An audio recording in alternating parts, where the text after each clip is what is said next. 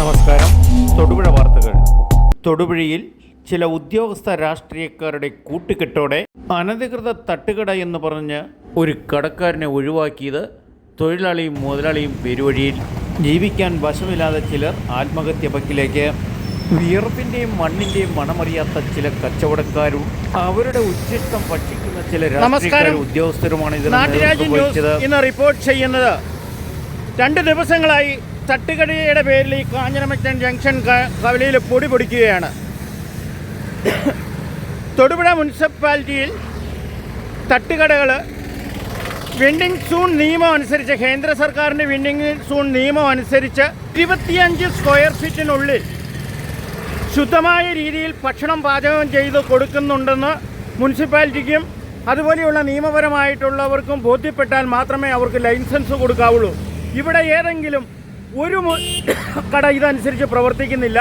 ഈ നിയമമെല്ലാം അട്ടിമറിച്ചുകൊണ്ട് കുറേ രാഷ്ട്രീയ നേതാക്കളും ഇവരും ഈ കച്ചവടമുള്ളവരെ ചൂഷണം ചെയ്യുകയും അവരുടെ തോന്നിയിഷ്ടം ഇവിടെ തോന്നുമ്പോൾ നിയമം ഉണ്ടാക്കുക, അതനുസരിച്ച് സമരം ചെയ്യുക, ചില സ്വകാര്യ വലിയ വലിയ കടക്കാരുടെ വർത്തമാനം കേട്ട് പെരുമാറുക, ഇതൊക്കെ ആണ് തൊടുപുഴയിൽ നടക്കുന്നത്.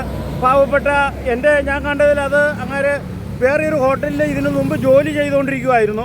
ഇപ്പം അവിടെ ഉണ്ടായിരുന്ന തട്ടുകട യഥാർത്ഥത്തിൽ നിയമം ഇവർ ചോദിക്കുന്ന നിയമത്തിൽ അത് നടന്നുകൊണ്ടിരുന്നത്. പക്ഷേ അങ്ങാർക്ക് ക്യാൻസറായിപ്പോയി. അത് നടത്താൻ പറ്റാത്തതുകൊണ്ട് ഈ മഹാഭാവം നടത്തുമായിരുന്നു. അതിനെ അവിടുന്ന് ഇവരെല്ലാവരും കൂടി കെട്ടിച്ചു. ഇനി ആ പാവത്തിനോട് ചോദിക്കാം നമുക്ക് എന്താണോ ഉണ്ടായതെന്ന്. എന്താ ഉണ്ടായ സംഭവം പറ. എന്താന്ന് പറഞ്ഞാൽ, എനിക്ക് നമ്മൾ ഈ കട വയ്ക്കുമ്പോൾ ഇവിടെ അടുത്തുള്ള കടക്കാർ 2 പേര് മണ്ണൂറും കയറി ബേക്കറി കൂടിയിട്ടാണ് ഇമ്മാർ ചെയ്യുന്നത്. പിന്നെ ഇമ്മാർ ഗുണ്ടാ പിരിവ് കൊണ്ട് മേടിക്കുന്ന ഒരുപാട് പൈസ നമുക്ക് തരാനുണ്ട്. പിന്നെ ഇമ്മാർ നമ്മൾ ഭയങ്കരമായിട്ട് ഭീഷണിപ്പെടുത്തുക. പിന്നെ അവർ നമ്മൾ ചെയ്യുന്നതെന്ന് പറഞ്ഞെങ്കിൽ നമ്മൾ അവർക്ക് എന്നും പൈസ കൊടുക്കണം എന്ന് പറഞ്ഞാൽ ഇരിക്കുന്നത്. അപ്പം നമുക്ക് ചെയ്യുന്ന പരിപാടി എന്താണെന്ന് പറഞ്ഞെങ്കിൽ, നമുക്ക് ഈ കട ഓടിപ്പോകണം. നമ്മൾ ഈ ആശാന്ന് പറഞ്ഞ ആൾ നമുക്ക് കട ഏൽപ്പിക്കാൻ തന്നിരിക്കുന്ന അവർ ക്യാൻസർ രോഗിയായിട്ട് ഇരിക്കുന്ന സാധാരണ അവർ നമ്മൾ ഏറ്റി കൊടുത്തിരിക്കുന്നെന്ന് പറഞ്ഞ് നമ്മൾ അഭ്യർത്ഥിക്കുന്നു. സത്യം പറഞ്ഞാൽ ഇപ്പോഴേ സാമ്പത്തികം വലിയ കടക്കാർക്കും ചെറിയ കടക്കാർക്കും സാമ്പത്തിക ബുദ്ധിമുട്ടുണ്ട്, കച്ചവടമില്ല. അതനുസരിച്ചൊക്കെ നമ്മൾ കൈകാര്യം ചെയ്യേണ്ടതാണ്. മാനസികാവസ്ഥയിൽ അവിടെ കുത്തിയിരിക്കുന്ന കണ്ടുകൊണ്ടാണ് ഈ വാർത്ത ചെയ്തത്.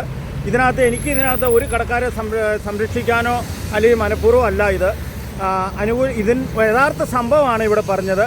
ഇതൊക്കെ നിയമാനുസരണം മൂവാറ്റുപുഴ ചെന്ന് നോക്കിയാൽ നമുക്ക് കാണാൻ സാധിക്കും. തട്ടുകടക്കാർക്ക് മുനിസിപ്പാലിറ്റി പ്രത്യേകം സ്ഥലം കൊടുത്തേക്കുവാണ്. അവിടെ വെള്ളമുണ്ട്, കൈ കഴുകാനുള്ള സൗകര്യം, പാത്രം കഴുകാനുള്ള സൗകര്യം.